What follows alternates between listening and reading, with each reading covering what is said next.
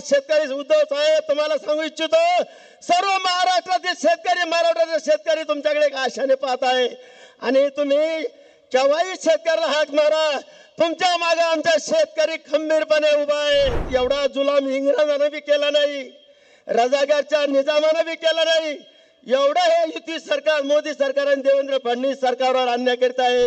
शेतकऱ्याचा कांदा 1000 रुपये क्विंटल चालला, शेतकऱ्याची सोयाबीन 400 रुपये क्विंटल चालली, शेतकऱ्याची मक्का 1500 रुपये चालली. काही परवडत नाही. शेतकऱ्याला कधी बेरीज करता आली नाही साहेब. या सरकारामुळे सगळी वजाबाकी चालू आहे. आजच्या या हंबरडा मोर्चाच्या नेतृत्व करण्यासाठी आलेले उद्धव साहेब, आदित्य साहेब याचे 2 लाख रुपये बिना अटी शर्तीवर माफ केले. माननीय बाळासाहेब ठाकरे ज्यावेळेस 95 मध्ये सरकार आपलं यायचं होतं त्यावेळेस त्यांनी सांगितलं सर्व शेतकऱ्यांचे बिल माफ करा आणि त्यावेळेस माननीय विलासराव देशमुख यांनी बाळासाहेबांची हीच घेऊन त्यांनी आणि शेतकऱ्यांचे वीज बिल माफ केलं. आपलंच घेतलं त्यांनी सगळं. म्हणून जेव्हापासून आम्ही पाहतो बाळासाहेब ठाकरे असतील, उद्धव ठाकरे साहेब असतील, आदित्य ठाकरे साहेब असतील, आमचे चंद्रकांत खैरे असतील, अंबादास दानवे असतील, जेव्हा जेव्हा शेतकऱ्यावर काही आघात झाला, अतिवृष्टी झाली, दुष्काळ झाला, काही संकट आलं तर शेतकऱ्याच्या पाठीमागे ते खंबीरपणे उभे राहिले. म्हणून आज शेतकरी उद्धव साहेब तुम्हाला सांगू इच्छितो, सर्व महाराष्ट्रातील शेतकरी, मराठवाड्यातील शेतकरी तुमच्याकडे एक आशाने पाहत आहे आणि तुम्ही केव्हाही शेतकऱ्याला हाक मारा, तुमच्या मागे आमचा शेतकरी खंबीरपणे उभा आहे.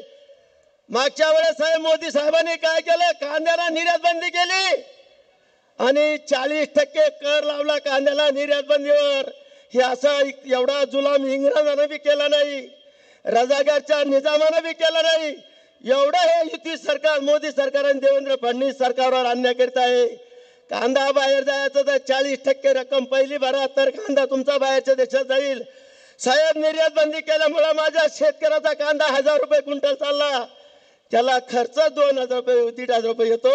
शेतकऱ्याचा कांदा 1000 रुपये क्विंटल चालला, शेतकऱ्याची सोयाबीन 400 रुपये क्विंटल चालली, शेतकऱ्याची मक्का 1500 रुपये चालली. काही परवडत नाही.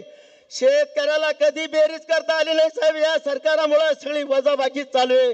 म्हणून आपल्याला विनंती करतो, आपण खंबीरपणे उभा राहा. येणारा कार्यकाळ हा आपलाच आहे.